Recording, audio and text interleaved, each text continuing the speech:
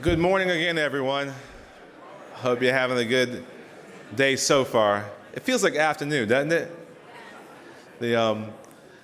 Please welcome to the stage Tim Sloan, the CEO and President of Wells Fargo. Tim, welcome to the United States Conference of Mayors. For starters, I want to say thank you to Wells Fargo for partnering with us with the Community Wins Grant Program. Wells Fargo has helped mayors with the opportunity to invest in, strengthen, and promote long-term economic prosperity in cities.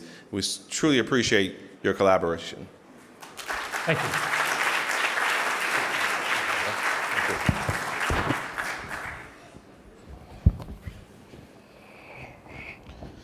All right, so let's start with this. We're still in a bull market. Economy's still going strong. Yep. While we had overall growth in 2018, the markets really ended the year with some real volatility. What are you seeing in terms of where the economy's headed right now? Yeah, so we're optimistic about the economy for 2019. There's no question that the growth, say measured by GDP, is going to be a bit slower than what we saw in 2018. But our folks are predicting growth at about 2.5%, which is still above trend, which is good. We're seeing unemployment being at 50-year lows. We're seeing consumer spending up mid-single digits. We're seeing savings increase overall. And the biggest complaint that I hear from our customers is we can't find enough qualified employees to support our growth. So we're optimistic about 2019. Beyond that, it gets a little bit sketchy. Having said that, we are very focused on the fact that we've got a partial government shutdown that we're all dealing with. And the way that Wells Fargo is looking at that is that on the first day that any of our customers that are federal employees didn't receive their paycheck, we automatically started to waive overdraft fees. We're waiving any sort of late charges on loan fees. We're in the midst of working with them to extend payments, defer payments. So far, we've waived about $2.6 million of overdraft and late fees, and we're working with about 14,000 of our customers right now in terms of loan modifications. It's very similar to what we do at Wells Fargo when our customers are impacted by natural disasters like the hurricanes or the wildfires that we experienced last year. So natural disasters and man-made disasters, all the same. Well, you know what? Yeah. For our customers, it has the same impact. Absolutely. And our vision is to satisfy our customers and help them to succeed financially. So whatever we can do, given the information we have, we need to do that, and that's what we're doing each and every day. So we got a record turnout of mayors at a winter meeting, and I'll say this for some of the new mayors. Wells Fargo has always been a fantastic partner with USCM. We have some creative programs that really helped us in our city, but also has really helped the conference kind of elevate itself in a number of different ways. What are you seeing to these 280 or so mayors here? What are you seeing as a company that operates in so many different communities all around the country? What do you see? What kind of trends are you seeing in America's cities? So the challenges that we're seeing are very consistent with the feedback that we're getting from all of you. Affordable housing and lack of it, right? Homelessness, small business and job creation. We've got hunger issues. We've got green initiatives as we transition to a lower carbon footprint. And at Wells Fargo, our view has always been that we can't be a successful company, we can't be successful unless the communities that we do business in are successful. We have 6 goals for our company, and one of them is to be the best corporate citizen in financial services. So how do we translate that into action? Let's just take affordable housing as an example. As part of our corporate citizenship initiative, we've provided over the last 6 years $443 million in down payment assistance to customers all across the country. That's allowed 20,000 families to afford a home. That's part of the supply side and part of the demand side. We think about it for our own team members. One of the issues that you're all facing, that we're facing, is just the level of entry-level pay.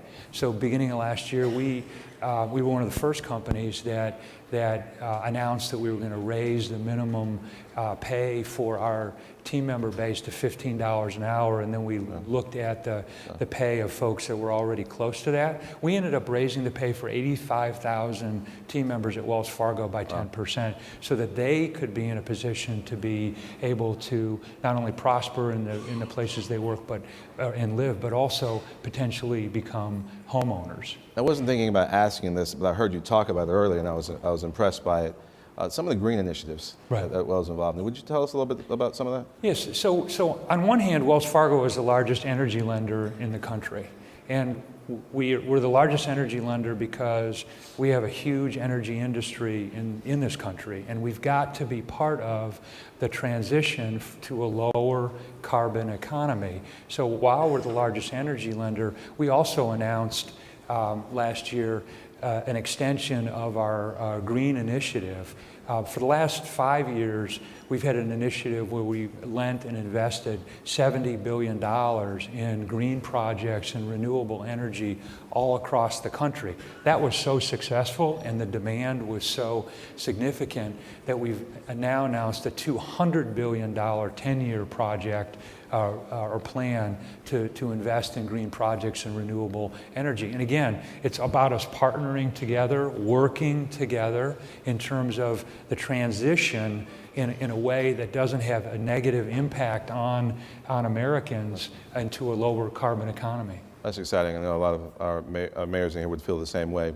So if I asked you to characterize what Wells Fargo's urban agenda is, what would you say?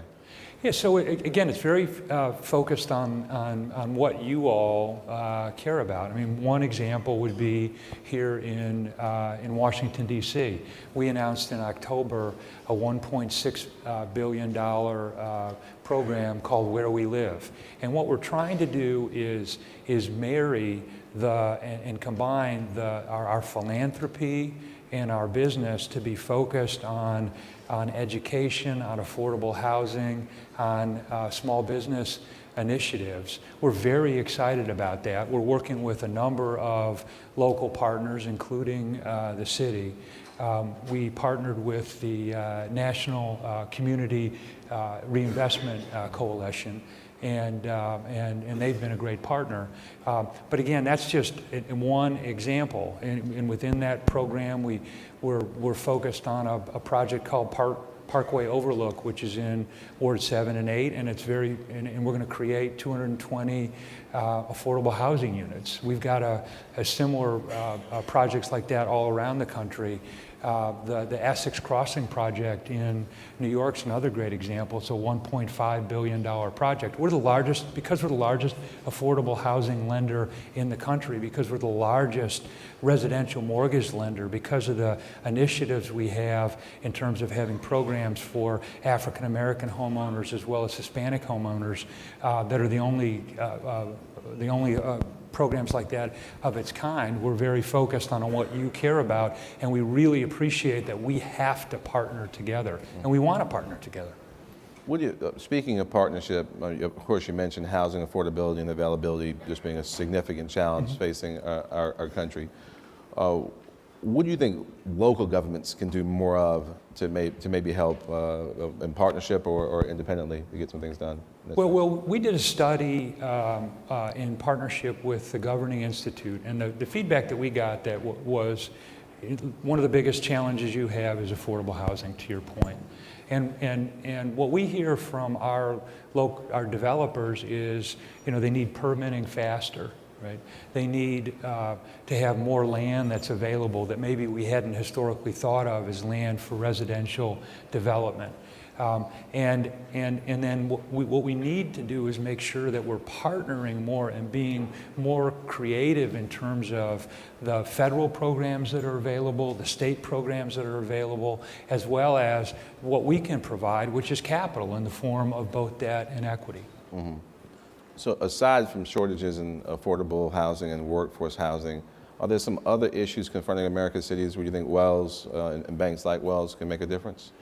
Well, one that we hear frequently is that, notwithstanding that we have unemployment at a 50-year low, we still have too many Americans that can't feed their families. And so, we took that on as an initiative a couple of years ago, and it became known as the Wells Fargo Food Bank. And so what we do between the week of Thanksgiving and the end of the year is we work with all of our locations, and we have somewhere between 8,000 and 9,000 locations across the country. We put little food banks in each one of those locations.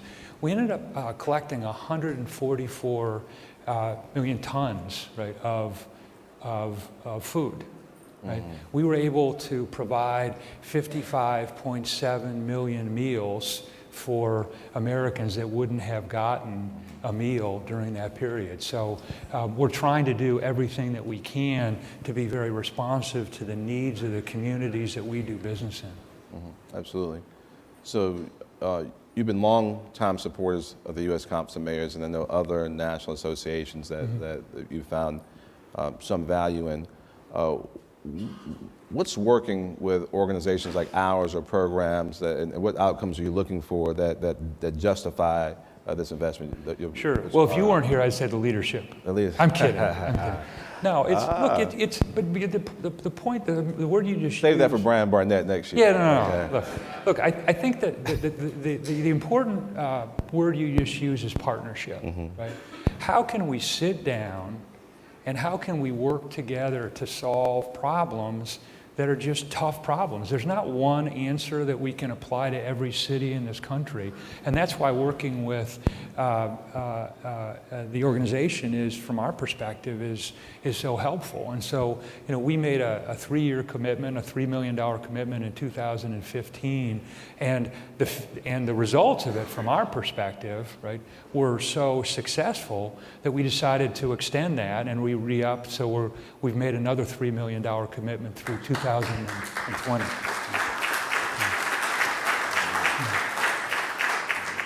No, we've got such an incredible group of mayors, and you had a chance to sit down and chat with some today.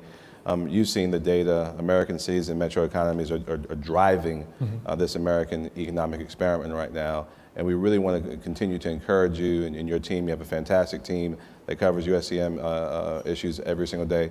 Let's continue not just working together on the programs that we're already working on, but let's keep innovating and bringing more solutions to meet the needs of everyday Americans.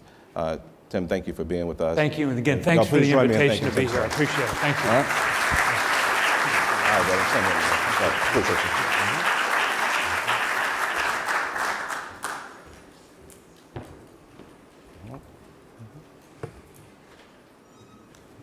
All right. So our next guest is the very first geologist to become a governor in the history of the nation, and the first brewer since Sam Adams in 1792. John Hickenlooper champions innovation, collaboration, and efficiency in his service. Having run on his history of partnership with the community, when John was inaugurated as governor of Colorado in 2011, he became the first Denver mayor to be elected governor in 150 years. The governor and his team endeavored to make Colorado the most pro-business state with highest environmental and ethical standards. In addition to geologist and entrepreneur, John also added author to his resume with the publication of his memoir, The Opposition of Woe, My Life in Beer and Politics. Some of you could also write that in the book, I'm sure. But of course, most importantly, John was a strong member of this organization during his years as mayor of Denver. We've been blessed with so many talented and gifted mayors of Denver. Glad to have Mike Hancock with us today. Today, let's welcome back home John Hickenlooper.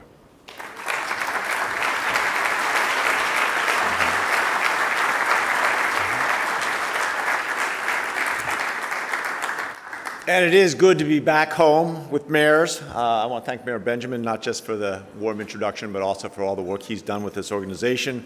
Also, Brian Barnett, Second President, Vice President Greg Fisher, who I know from Louisville, and always past President Elizabeth Couts, who was kind of helped mentor me along when I was a young mayor myself, and always Tom Cochran, who's really helped put so much of his life into this place. I'm going to try and leave you with three things in my brief time here. One is, well, probably the most important thing is to make sure you realize that making sure you have a great successor is crucial to your success. So I realize that there are a lot of great mayors in this room, but I like to think that first among equals is Michael Hancock. So let me leave you with that. The three other things I want to make sure you have, you recognize is that in my lifetime, things have never been worse in this country. I'm not going to go down the list. You know what it is when truth becomes distorted, when immigrants at the border have their children ripped from their arms and actually adopted away from them. I could go down the list. In my office, we don't say the word Donald Trump because you will end up wasting too much time. It's never a 5-minute discussion. It's always a 45-minute discussion. I will tell you the second thing is that the solution is unity and finding ways to work together and collaborate. You know, I'm not quite to that point of announcing I'm going to run for president of this country, but I do think that having been a mayor provides wonderful training and experience of finding ways to bring people together and achieving progressive goals and accomplishments through that unity. Then the third thing I'm going to leave you with is that you all are the solution. And never has there been more distrust of government in my lifetime. And yet at the same time, you see all over the country, people are stepping up and looking at where do they trust government, and it is always at the local level. The distrust for federal government's out of control. The state government's a lot of questioning. Local government has true belief. Those of you who are new to this world, you know, I came out to Colorado almost 40 years ago from Philadelphia. My mother had been widowed twice before she was 40. She raised 4 kids by herself. She always told us you can't control what comes, but you can control how you react, whether it makes you better or worse, stronger or weaker. When I came out to Colorado, I was a geologist attracted by that notion of freedom and independence. But what I found was a world that had been successfully settled because of collaboration. People talk about all the shootouts on Main Street. There were only about a half dozen in recorded history, but there were tens of thousands of barn raisings. And the West was really settled by wagon trains where people worked together. Everyone had a fixed role. I came out as a geologist, as I said. The commodities prices tanked in the 80s. I got laid off. In that 6-year period, there were 25,000 geologists lost their jobs. So like a lot of people in the 80s and 90s, I lost not just my job, but I lost my profession. I ended up opening a brew pub in 1988 in a forgotten part of lower downtown called, back then, it was just beginning to be called Lodo. The rent was $1 a square foot per year, just to give you a frame of how rough it was. But we went out and worked with the other mayors, other restaurateurs. There's so much commonality between a mayor and a restaurateur, let me just tell you. And we've got the other 5 restaurateurs to collaborate, take ads out together, really create a sense of place. And we built Lodo into what is really one of the national models for urban revitalization. And that collaborative approach, when I got talked into running for mayor in 2003, I'd never run for student council in my life. And it was probably the greatest thing that ever happened to me. In the restaurant business, I learned that, you know, when you're in the weeds, when there's a big rush, it doesn't matter whether you're tall or short, straight or gay, black or white, everybody's the same family. And you also learn that there's no margin in having enemies, no profit. No matter how unreasonable that customer is, you need to maintain that relationship. And you also learn that building a team and surrounding yourself with talent is the single most important thing you can do. And we got those lessons into our head. You know, I got elected in 2003, and as Michael Hancock can tell you, Denver's a great mayor form of government. City council, there are 13 city council members. To change one line item of your budget, they need 9 out of 13 votes. It's just a great system. We took on a bunch of challenges right away.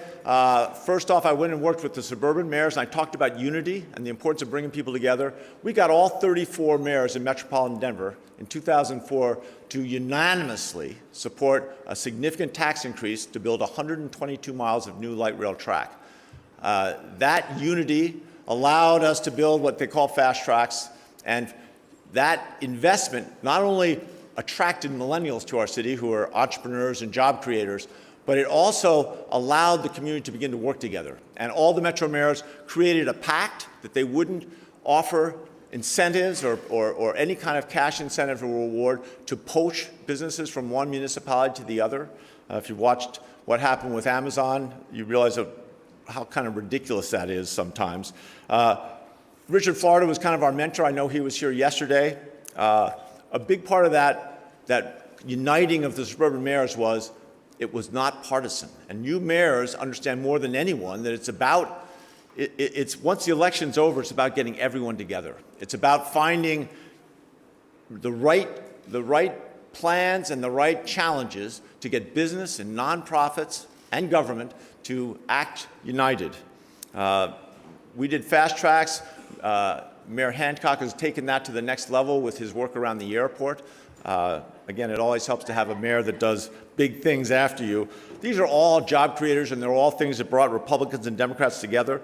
Affordable housing is a huge issue in many communities now. The cost of construction has been up 25% just in the last 4 years, especially workforce housing is in short supply almost everywhere. I think the federal government could obviously play a role in that, but it's going to have to delegate power to the mayors and to the regions to get it done. Maybe there's the possibility to create a pool of funds whereby the money's loaned out to fill the gap and make it worthwhile for developers to build workforce housing. Training.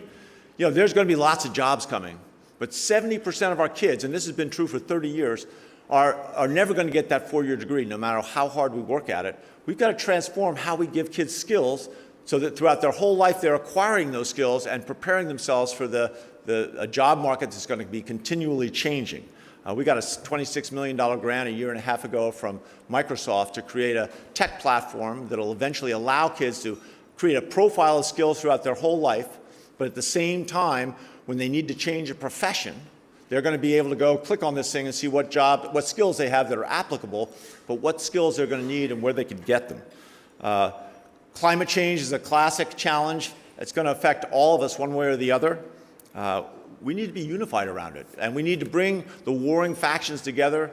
In Colorado, we were able to get the oil and gas industry to sit down with the environmental community and actually create methane regulations. Methane is 40 times worse in terms of climate change than CO2, and we got it, the industry, and this took 14 months of negotiation. It was like having the Hatfields and the McCoys, and in every case, it was just getting people to listen harder. You know, I've never persuaded anybody of anything by telling them why I was right and they were wrong. The only way you persuade anyone of anything is to listen to them harder. And we got the oil and gas guys and the environmental community to agree to that. The oil and gas guys agreed to step up and put up $60 million a year to inspect every connection, every tank, every pump. And it's the equivalent of removing 320,000 automobiles from the roads. I think the situation we're facing now, as I said, is the worst in my lifetime, but it's also filled with opportunity, and especially for mayors. Tom Paine, after the defeat, after the Battle of Trenton, he was writing on a drumhead. He said, without great struggle, there can be no glorious triumph. And this is an opportunity for heroes to step up and for extraordinary actions and extraordinary deeds from sometimes ordinary people. A lot of people have told me, well, you talk about bringing people together, and you know, you've got doctors and Republicans and Democrats to come together and provide long-acting reversible contraception to every 15 to 25-year-old young woman in Colorado who wanted it. We've reduced teenage pregnancy and teenage abortion by 60% in the last 8 years. Wow, that's impossible. We can't do that on a national level. That is nonsense. We absolutely can. I'm not saying the hill isn't steep. But when I first ran for mayor, and you know, as I said, I've never run for student council. I didn't hang out with the people that did. I'm not trying to insult anybody in this room. But when I started, and I had to I didn't go anywhere in the polls. I was at 3 or 4%, and I carried this clipping around to fire up my young volunteers, and it was about the professor of public speaking at the University of Wyoming, and talking about the importance of using opposites. If you talk about the worst of times, talk about the best of times. If you talk about the agony, talk about the ecstasy.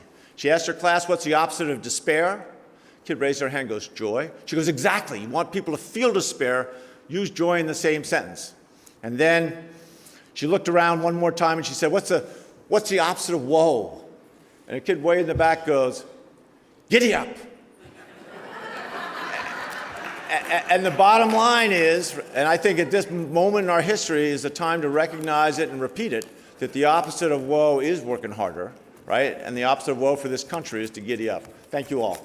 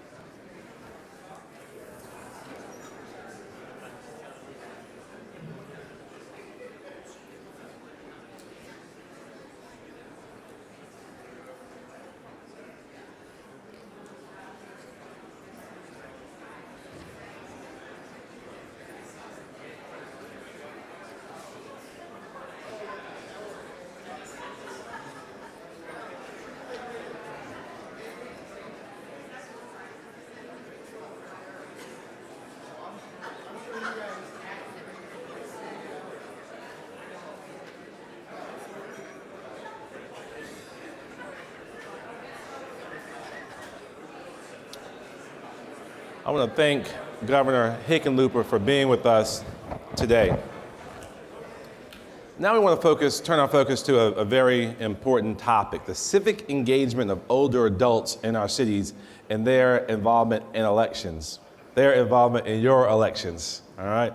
So we have some incredibly strong advocates joining us today. Our discussion will be on how mayors and older adults connect and make their communities flourish. How do we make not just age-friendly cities, but create cities where our senior citizens and older adults, our perennials, can thrive. Please join me in welcoming AARP's Chief Advocacy and Engagement Officer, Nancy Lamont. Rochester Hills, please. That's right. Rochester Hills Mayor Brian Barnett. Yeah. Let the record reflect that Nancy got more applause than Brian Barnett. Gary Mayor Karen Freeman Wilson. And Boston Mayor Marty Walsh.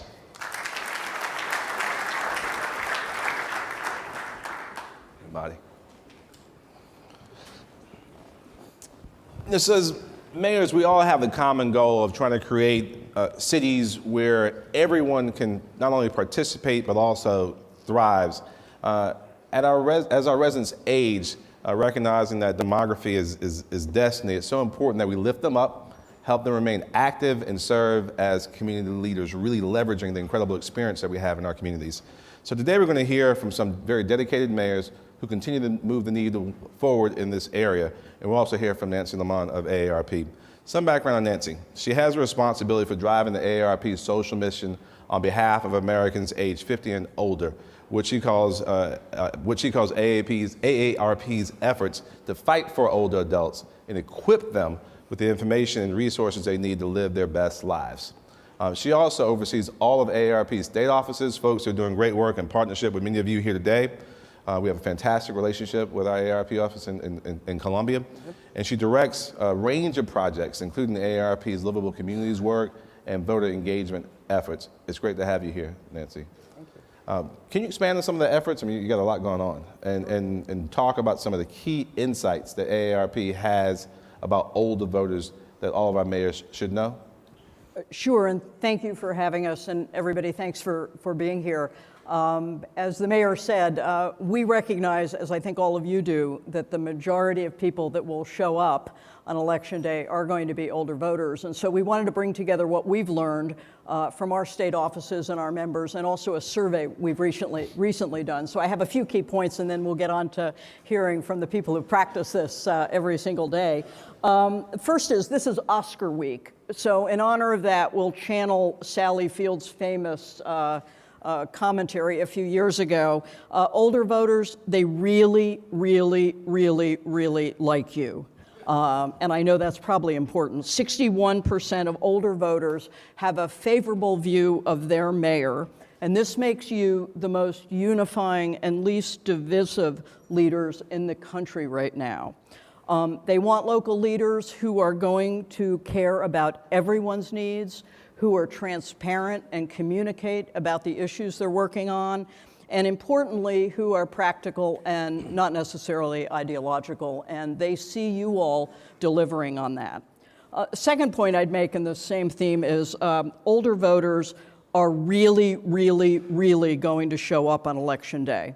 78% say they have voted in every mayoral election since they've lived in the city, and we know from our work on congressional, Senate, and state elections that typically 50 to 70% of the voting population is over the age of 50. They're informed and involved. They pay attention to local news. They still read newspapers. And they're engaged in the community even beyond voting. They will be an active volunteer force if you engage them.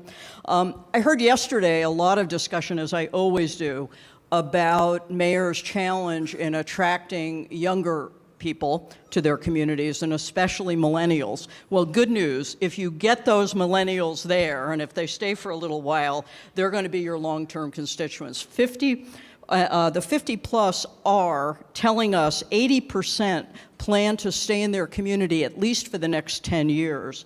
And when you reach a later part of life, 64% say they are going to stay there for the rest of their lives. We have a lot more information, but let me summarize the biggest issues that came up in our survey. First and foremost, older voters said they were interested in jobs and the economy. Second, they are obviously concerned about initiatives you all push to help them live independently, and not just older residents, but those who might be disabled. What you do to help them live their fullest lives.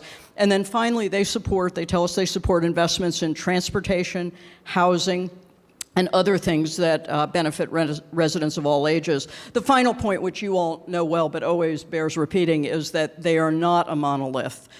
These are people in our definition, 50s, 60s, 70s, 80s, and 90s, and 100s. They are multicultural, though not as multicultural as younger generations, and they are of the boomer generation, the Gen X, and what we call the silent generation. They all have one thing in common, which is by that stage of life, they are focused on legacy. They're focused on legacy for their families, for their communities, and for their country. Amen. Those are some really fantastic insights. I want to, and I know we're seeing many of those same trends in our cities as well. I do want to focus on the voter engagement and voter participation piece. I know that all the mayors up here, I'll start with you, Mayor Freeman Wilson. I know you do a lot to encourage voter participation and voter registration in your city. Were there any particular efforts that worked better than others? And I'd love to hear from you, Brian and Marty as well. Well, one of the things that we've seen, and we have appreciated the opportunity to work with AARP, we will have one of the largest populations actually in the state of Indiana, in our city. And it's being open to their volunteerism and involvement, specifically in our block clubs. We have a very active block club community that is largely run by the experienced class, appointing them to boards and commissions. Obviously, if you're serving on a board or commission, then you're going to be more apt to engage politically, to be involved. So that's been also important. And then last year, we started a senior summit. A senior summit that really focused on citizen engagement. There were aspects that focused on health, but by and large, how do you use your 311? How do you use other aspects of technology that we've added to the city? But we also make it user-friendly for those who may not want to. You talked about seniors reading the newspaper. And so we do newsletters electronically, but we also print a few because we know that some folks simply don't want to get it. They want the hard copy, they want to read it. And while, we certainly balance our stewardship to the environment, we also want to meet our residents where they are. Amen. Marty? Great question. Thank you for being here. It's a good conversation to have, too. We do a lot to engage our seniors. We have senior civic academies where our seniors are very active in our community. We also have, we just did a study. The Boston Senior Division used to be called the Elderly Commission, and we changed the name. We just changed the name and changed the mission to Age-Friendly Boston. To really meet seniors where they are. Seniors and sometimes get offended by calling them seniors because they're older young people. They're very engaged in our community. And we do everything we can to outreach to make sure that they're a part of our community. Some people serve on boards and commissions, and some people are greeters at City Hall where they work a certain amount of hours a week, and we can deduct it from their property tax. But they love to be able to come out and to be part of a society. 28% of the seniors that live in the city of Boston are foreign born. So when you think about voting, we think about access to voting. We have, I think, 7 or 8 different languages. Our ballots are in 7 or 8 different languages. We also think about disabilities and making sure that all of our voting locations are handicap accessible. And we all say that, but we truly make sure it's there because it is about getting people active in participation in voting in the community, and not just voting, but being part of the city. It's something that is so important, I think, for a vibrant city. In Boston, I think we're the 1 or 2, the oldest per capita city in America, so we have an older population that's growing, and we're also number 1 and number 2 in millennials. So we have a young city coming up, and we have an older city, so it's important to make sure that our balance in our city, we're engaging all of our residents. Brian? Yeah, I think, first of all, this is a really important and timely topic. If you're not paying attention to your community seniors, get all you can out of this conference because you won't be back here next year. They do vote, and I think in our city, as much as the other mayors have mentioned, our city is saying the same thing. Our city's population over the last 10 years has only grown about 5%, but our senior population has grown almost 15%. So our community is aging, and I'm guessing that many of yours are as well. We have a really unique partnership with an organization in our community called the OPC. It's where our seniors gather. It's a very vibrant organization. This month, in the month of January, they're a city that serves about 100,000 people. There are 1,400 activities that seniors can choose from this particular single location. And I do something called Mondays with the Mayor, and we try to make it very pertinent. We take information that we think is of interest to the seniors. This last month, in November, the state of Michigan passed legalization of marijuana, and so we took pot to the seniors. We said, this is what 2.5 ounces look like. This is a brick. This is where you can buy it. This is where you can smoke it. Yeah. You'd be surprised. Some of the seniors didn't want to touch it. Some of them knew more than our officers did. You're actually being serious, sir. I'm absolutely serious. Okay. And it was really well attended, and people had lots of questions they didn't know. We did one a few months earlier about how to navigate roundabouts. And, and it's questions that maybe you think are really obvious to maybe some younger folks, or that are folks that are more adaptable to change. But we specifically take these messages to our seniors and find a great acceptance and a great interest in being told specifically and meeting with the people that are making these decisions. What does it look like? How do you do it? Where is it allowed? And so Mondays with the Mayor has been a great vehicle for that. This panel just took a sharp turn, guys. A sharp turn through the state of Michigan. He's running for re-election. All right. I hope that you all are taking notes. I'm actually taking notes as we're up here. Again, to new mayors, as Mayor Barnett and Mayor Waller highlighted in our very first panel on membership plenary, I love listening to all of you and our different colleagues and the different ideas that are being implemented in different cities. I first heard Karen talk about her senior summit, and I called Nancy and the team at AARP and said, I want one of those. And we started putting together something that was very different, but staffed and powered by AARP, and had fantastic turnout that looked like our city. It looked like our city, and certainly a microcosm of America. So let's talk about politics. What does AARP do to engage older voters, recognizing, of course, that AARP is nonpartisan, doesn't endorse candidates, but how is it that mayors can effectively plug into those activities? Yeah. Well, as you point out, we don't endorse, we don't give money. We do two things in election seasons, wherever the election is. First is we press candidates to talk about issues that are important to the older members in that area.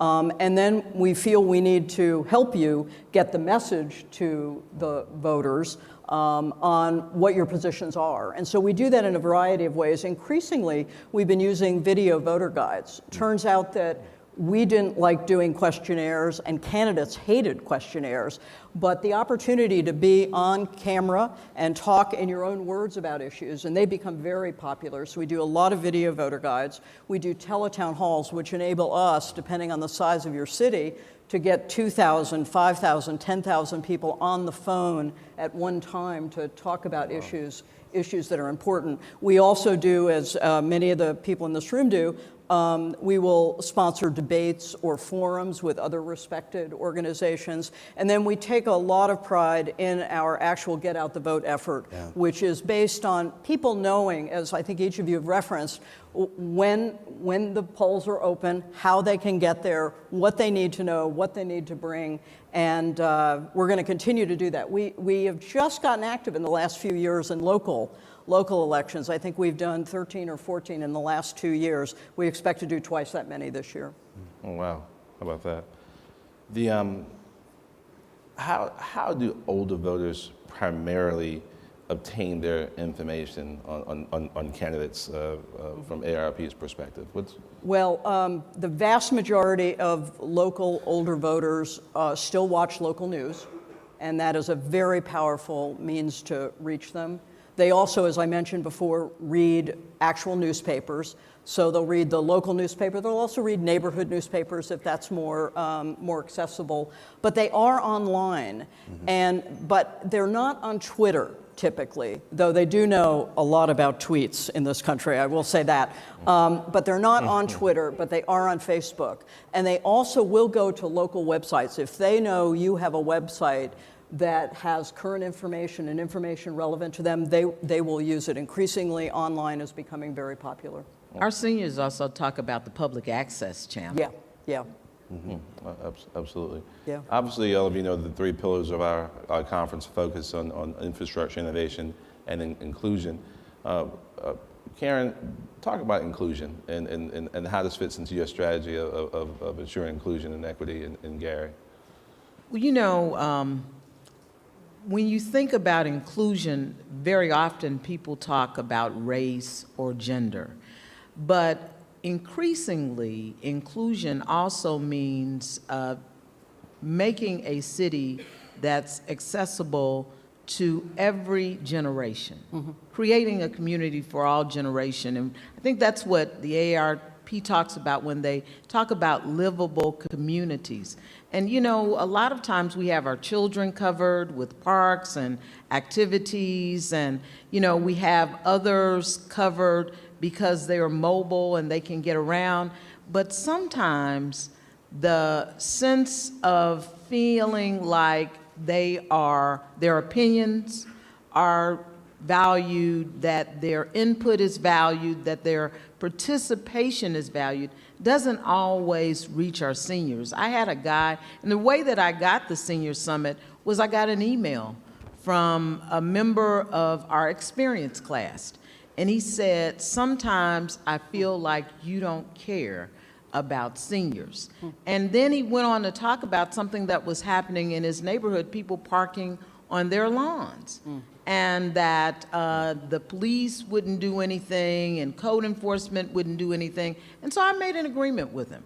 I said, we're gonna get code enforcement out there, and I think that the police would be a little heavy-handed for that.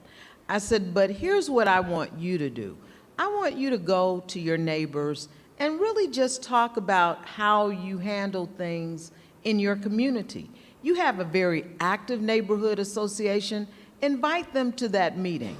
And he said, I did it, it worked, and they're now members of our neighborhood association, and I think it helped that they might have gotten a little ticket saying, look, you know, parking on your line isn't good news. So between the two of those approaches, but that empowered that member of our community, Mr. Cobb, to take that matter into his own hands, not in a way that he became a vigilante, but in a way that it made him feel like he was included in what we were doing in the community. And I think when we think about inclusion, we have to think about all generations. Oh, absolutely. Hearing so many innovative ideas. Anything else, Marty and Brian, that you're doing in your cities?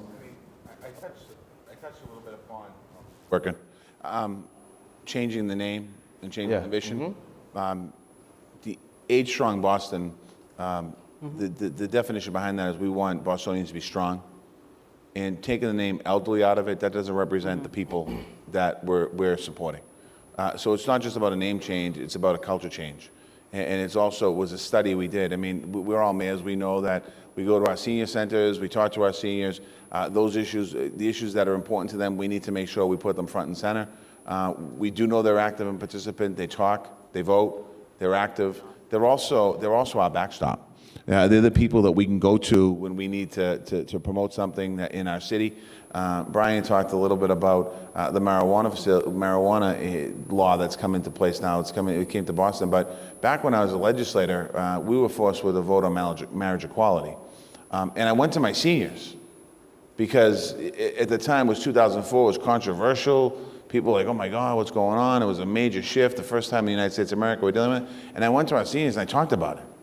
And to be honest with you, the seniors embraced it. This is the right thing to do.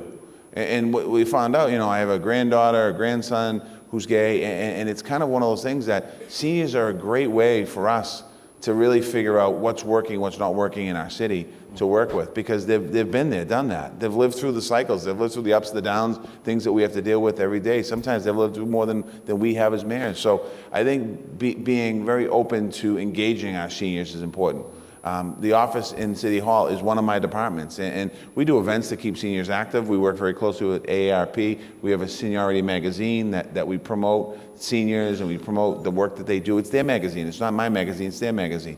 So it's an opportunity for us. So I really think that seniors are a very important part of our constituency and for all of our cities. I think it's a wonderful observation.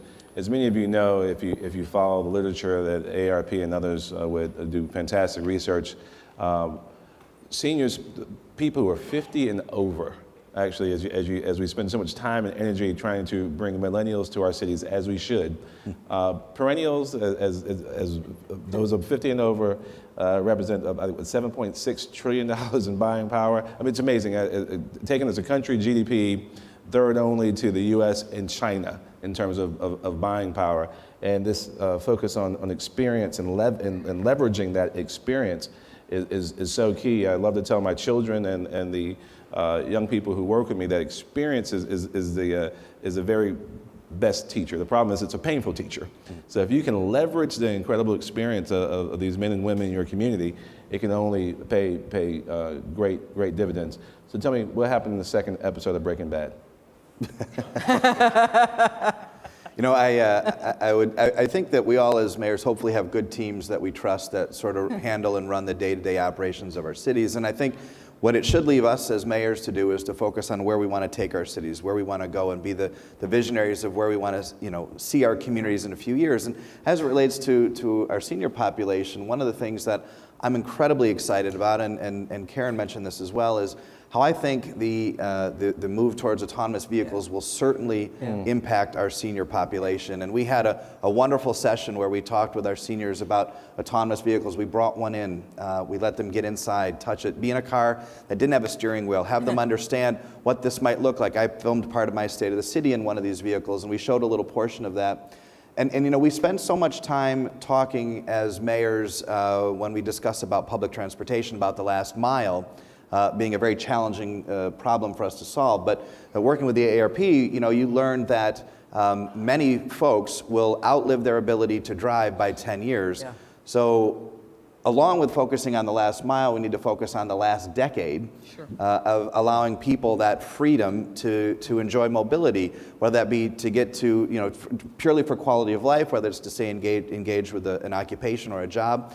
And so having that conversation with seniors about autonomous vehicles, which might seem scary and big and sort of space age, but bringing them down and saying, this is how you're going to get to the grocery store in a couple of years, really makes them understand that this isn't for millennials. This is for them. This is about their quality of life and their mobility moving forward. That's exciting. You know, I think that's so important. So often we relegate seniors to not being engaged in activities.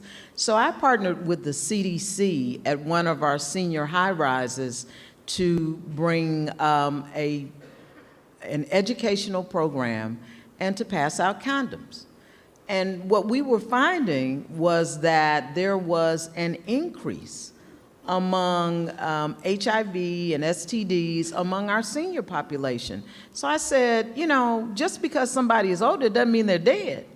And what is it that we can do, what can we do to address this while allowing them to live their best lives? Right. And so that's where that partnership came in, and you know, it was very successful. There wasn't a condom left in the place, and we provided great information. It's a great panel. No more panels with Brian and Karen at the same time. Hey, So Marty, you get all the rest of the time, okay? I don't know what to say. We're going to have our next meeting together. All right. Oh boy. But it goes back to don't treat seniors as a special interest. That's right. Yeah. They are human beings. They are very much part of our community. Yeah. The issues that both mayors brought up is true. I mean, you hear it. They're curious, and I think it's really important for us to you know, don't say, oh, those are seniors over there, we treat them differently. You know, even technology-wise. I mean, I remember when my mother was talking about my uncle, who is, and I think it was the late 70s at the time, and we used to get the Irish newspaper from the village where my parents are from, and you know, every now and then somebody would send it over, and they'd like literally send over 3 or 4 copies, and they'd read it, and that's how they got their news. And I remember we had the paper in the house one day, and I said to my mother, I said, "You bringing that down to Maddie?" And she goes, "No, I'm not." I said, "Why?" Because he reads it online now. And I nearly fell over. I'm like, What do you mean? He has it on the computer. Like, first of all, I didn't know like he knew how to turn a computer on, and because I could barely turn a computer on at the time. And you know, so seniors are getting their information also differently. They're on Facebook. They might not be tweeting as much, but they're on Facebook. And there's a change in this. And I think some of that change is happening because of organizations like we have in our city, organizations like AARP, that's opening up other doors and opportunities for seniors that they might not have thought they have. Oh, absolutely. I will tell you, I know many of you may not know, I'm also president of the Mayor's Mutual Admiration Society. And I so enjoy listening to my 3 colleagues to share ways in which that one-on-one contact that mayors have to have with citizens every single day leads to such innovative thought and innovative ideas and that lead to, obviously, ways we look at infrastructure and we innovate around real technical change and inclusive thoughts. I mean, this is powerful now, and I say that because I don't believe that the same conversation is happening on Capitol Hill or is happening in state governments. And so if we're going to innovate and really work to make sure that America lives up to her promise, it's going to have to start with us, each and every one of us here in this room. And I'm so excited to be a partner with AARP in making this happen. So we covered a lot of topics that mayors care about. Nancy, how best can we get engaged and get information about how to get everyone in here involved with AARP? Sure. Well, on your table, there's a sheet that summarizes some of our recent polling. And if you go to aarp.org/local voters, I think you'll find a lot of information. I appreciated all of you mentioning the range of issues that we deal with. Sometimes people think it's only healthcare, but it's really so many more issues. So if you go to that, let us know if you want to engage with our state office. If you aren't plugged in with them, we want you to be. And we're also hosting a webinar very soon, which we can get further information. It'll be on our website. We're going to have our bipartisan pollsters who did this poll and other researchers. And thanks to today, I think I'm going to ask them to look into our lifestyle information so that we can make that that available as well. Any closing comments? If not, I think we said enough, to be honest with you. I think we're good. Mr. Vice President, yes, sir. Mr. President, I just would say, listen, if you're looking for a practical takeaway, here's one thing you should not leave this session without writing down to follow up with when you get home, and that is to figure out who the AARP local reps are in your state, because they are so incredibly helpful. You must know who they are. The partnership, the program that we did on autonomous vehicles ran this past weekend on C-SPAN. There's a grant program that they run that is so unique that it's a yearly grant program. We were fortunate to get it, one of the many communities that got it. You must spend these dollars in 6 months. I mean, most grants, you apply for 1 year, you don't know you get it till the year after. You have to be up and down in this program within the calendar year. It's very unique. It provided a great infusion, a senior playground in our community. Get home and know and set up a meeting with your AARP representatives. I would ditto that. A shout out to the Indiana AARP team. And one of the most valuable convenings that we had in our city was around finance. And there are a lot of folks who want to provide advice to high wealth individuals. But people who may not have $1 million in assets still need advice. And the AARP came into our city and provided such valuable information. Amen. Just to finalize this, I think this is an opportunity for all of us as mayors to actually see what each of our cities are doing and take best practices, whether it's home repair, working with AARP, doing all the things that are out there, because this is something that we all know that we want to institute in our city. So I would say just share best practices. Awesome. Thank you all for your participation in this panel. I think we learned a lot today. I know I certainly did.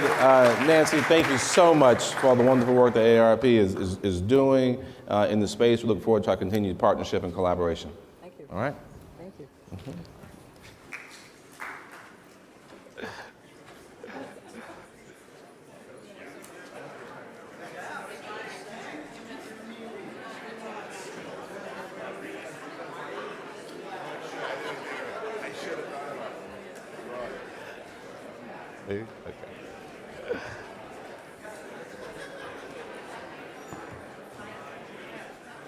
Some parting words, everyone.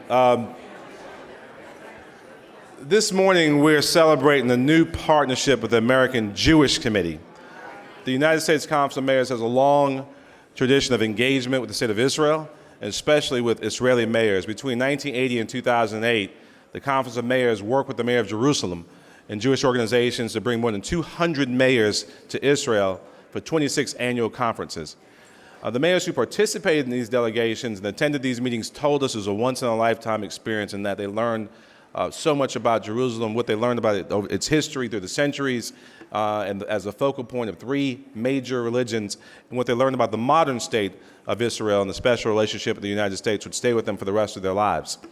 We know that offering mayors the opportunity to travel to Israel as part of the AJC's Project Interchange will enable today's mayors to have similar experiences. So we want to make sure to thank the American Jewish Committee, AJC, for engaging in this partnership and bringing its Chief Executive Officer, David Harris, up to the podium just to say a few words. David, please.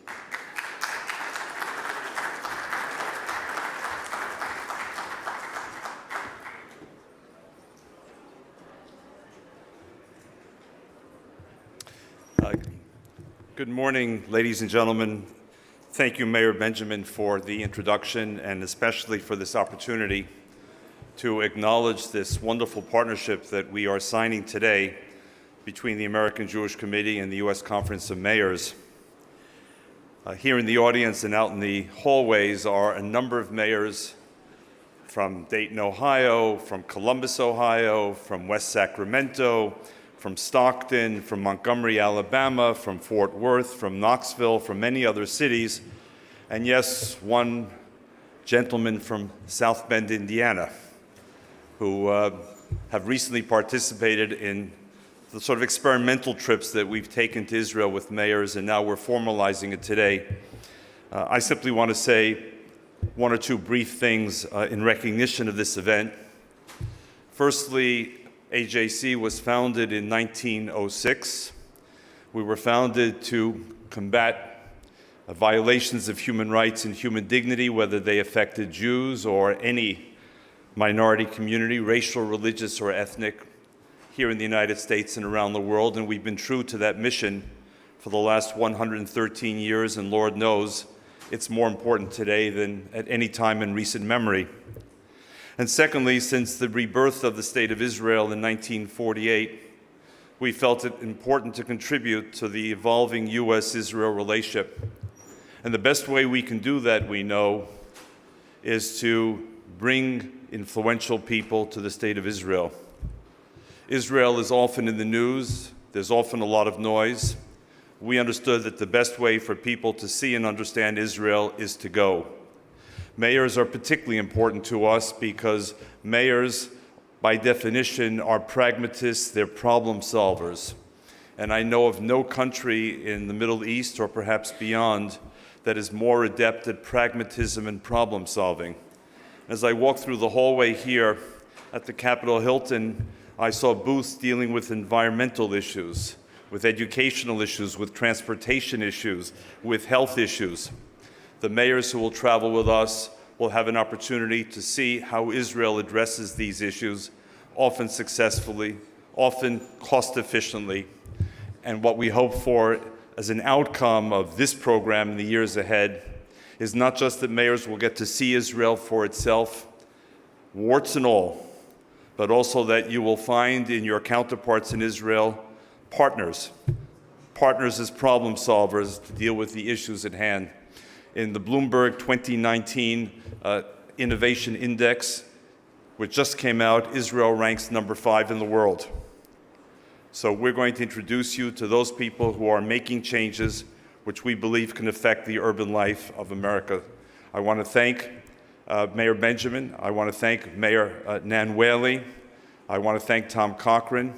I want to thank all those involved in forging this partnership, and I look forward to seeing many of you and your colleagues on future trips hosted by AJC and the U.S. Conference of Mayors. I wish you success in your deliberations.